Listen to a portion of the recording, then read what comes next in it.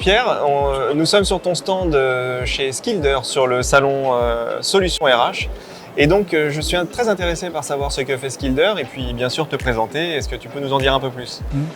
Avec plaisir. Donc, Skilder vient évaluer les compétences comportementales et on va s'intéresser en particulier à la manière dont va se comporter la personne. Donc, c'est pour ça que dans nos solutions, on intègre beaucoup de traitements du langage, du traitement automatique de langage, et on a des IA sur les comportements humains qui vont nous intéresser. Et donc, c'est là que effectivement, on va utiliser des solutions digitales et la solution Sirius Factory VTS Editor pour venir induire des comportements qu'on va ensuite venir analyser par des systèmes automatisés. D'accord, donc pour mieux comprendre l'interaction entre VTS Editor, donc la solution de Sirius Factory, et ce que vous développez en termes de technologie, donc vous avez une surcouche applicative qui permet de mixer à la fois l'interaction avec la simulation comportementale, mais aussi, et là le plus intéressant, c'est l'analyse du comportement de l'apprenant ou de la personne, pour le coup, dont on veut analyser les compétences via un flux vidéo, c'est ça ? Tout à fait. Donc le premier enjeu qu'on va avoir, c'est de venir recréer la naturalité de l'interaction.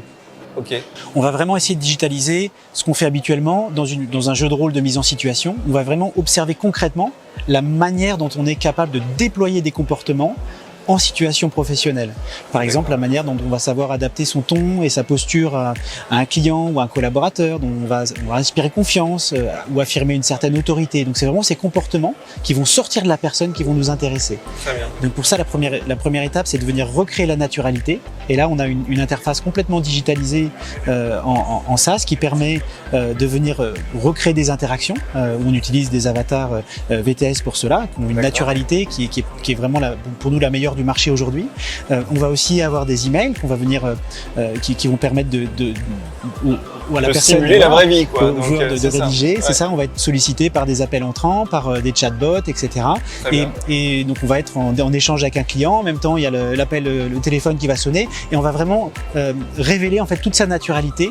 Pas seulement dans des clics ou dans des questionnaires, mais vraiment dans la manière dont on va se déployer à l'oral, etc. Et ensuite, on récupère tout ça, c'est-à-dire les écrits, des emails, les vidéos, les traces sur la plateforme, les mouvements de souris, etc. La vitesse de réponse, les sollicitations entrantes ou sortantes plutôt. Très bien. Exactement, et on va venir analyser ça avec un système automatisé, une IA qui est développé en collaboration avec le CNRS pour aller chercher de la qualité de voix, de la sémantique, du paraverbal, des bruits de bouche, et venir identifier très précisément des comportements comme savoir poser des questions, savoir inspirer confiance, savoir encourager l'écoute, voilà, etc. Tout à fait. Donc grâce au virtuel qui permet de faire les allers-retours avec une personne qui pour le coup est virtuelle via VTS, les simulations VTS, vous allez pouvoir analyser le vrai comportement de la personne parce qu'on va mesurer en fait les vraies interactions, y compris ses expressions faciales parce qu'il y a la caméra derrière.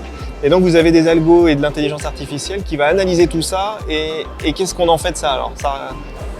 Tout à fait. Alors, la grande force de la méthodologie, notamment de modélisation de ces interactions sociales, c'est d'avoir une précision qui nous permet d'aller chercher des comportements vraiment observables, mesurables et donc vraiment actionnables en termes de formation ensuite.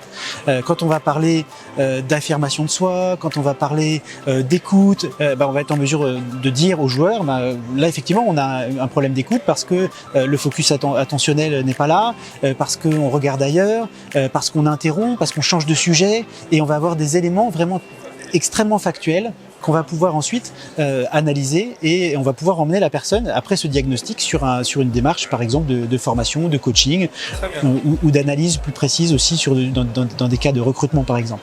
D'accord, donc c'est ce qu'on appelle l'assessment, c'est ça, Tout à fait, dans le métier des RH, donc analyser les compétences premières de la personne pour pouvoir faire un métier futur, donc recrutement. J'imagine en ce moment pour de la mobilité interne aussi pour vos clients, et puis voire même de l'outplacement accompagné en apportant des nouvelles compétences. J'avais entendu parler du terme outskilling un jour, donc c'est vraiment apporter de nouvelles compétences pour un futur métier, mais en dehors de l'entreprise, donc accompagner à la sortie, mais de manière intelligente et en tout cas en respect de l'individu pour la suite. Tout à fait. Dans cette approche-là, qui sont vos clients et pourquoi ils font appel à vous alors? Alors, dans cette approche-là, on a plusieurs typologies de clients.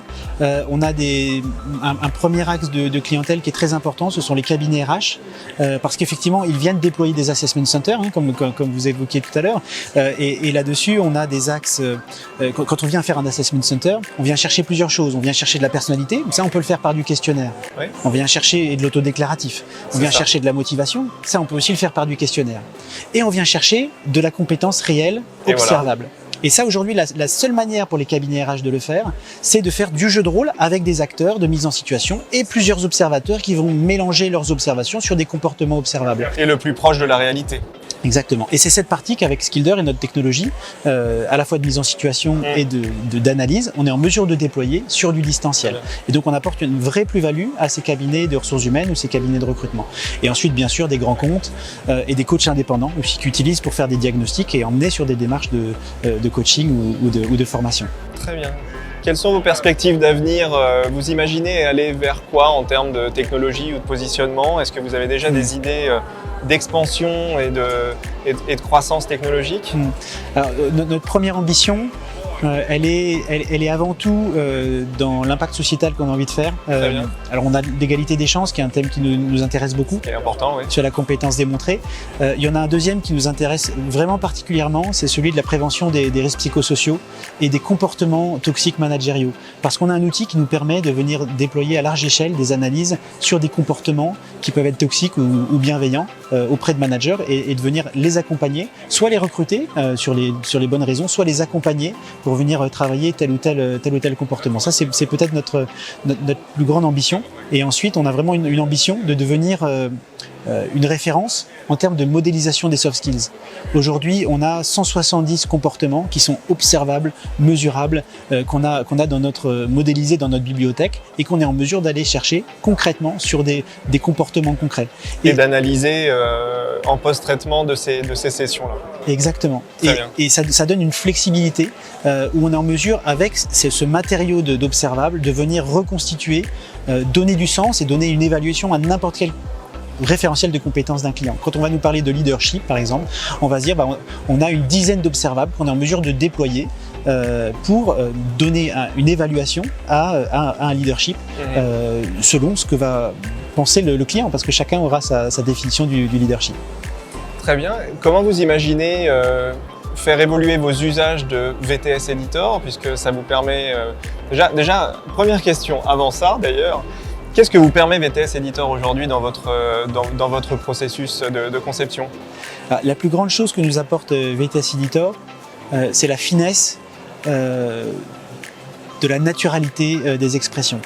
Aujourd'hui, pour nous, VTS Editor, c'est vraiment la meilleure solution sur le marché pour créer cette naturalité. Et nous, dans ce qu'on va venir évaluer après, cette naturalité, elle est extrêmement importante. Parce que quand on va avoir un collègue qui est démotivé ou qu'on va avoir un client qui est en colère, la qualité de l'expressivité de ces avatars, des animations qu'on va pouvoir y mettre, c'est extrêmement important pour venir observer quelque chose qui correspond vraiment à une mise en situation réelle. Et donc ça, c'est vraiment la chose la plus importante. Et la seconde chose que nous permet VTS, c'est une flexibilité de développement, une interconnectivité avec le reste de la plateforme, parce que toute la puissance de conception de VTS nous permet de venir déclencher la webcam au bon moment par une requête web, de venir lancer un mail, de venir ajouter un contact téléphonique et de venir interagir avec toute notre plateforme web dans une complexité qui est quand même assez pointue. Très bien, donc bravo déjà pour cette utilisation très poussée de VTS Editor. Ça fait extrêmement plaisir de voir que l'outil n'est pas utilisé que dans son usage interne, mais que vous allez ajouter d'autres fonctionnalités par ailleurs, qui va lui donner encore plus de richesse d'usage possible. Et on a besoin de types d'entreprises comme les vôtres qui allaient développer de la technologie par-dessus, et c'est excellent, très bien. Comment vous imaginez aujourd'hui la suite des opérations avec VTS Editor et la suite VTS peut-être? Comment Serious Factory peut vous accompagner à l'avenir? Alors on a commencé à engager des travaux et des réflexions avec les équipes Serious Factory pour venir étendre cette bibliothèque de comportements observables oui. Sur la qualité des acquiescements, des mimiques d'écoute ou des mimiques de surprise. Il y a tout un ensemble de choses oui. qui nous intéressent pour venir vraiment positionner des interactions d'avatar qui nous permettent de générer des comportements et venir observer des comportements oui, bien sûr, chez le joueur. Finalement, c'est ce que va voir la personne dans VTS Editor qui va générer sa réaction. Donc Exactement. Le plus ce sera réaliste, le plus on aura ces vrais comportements finalement. Tout à fait. Tout à fait. Très bien, bah écoute, merci Pierre. Merci en tout cas, félicitations encore pour ce positionnement et cette superbe idée de positionnement. Longue vie à Skilder et à notre partenariat avec Serious Factory. Et à très bientôt. Merci, à bientôt. Merci.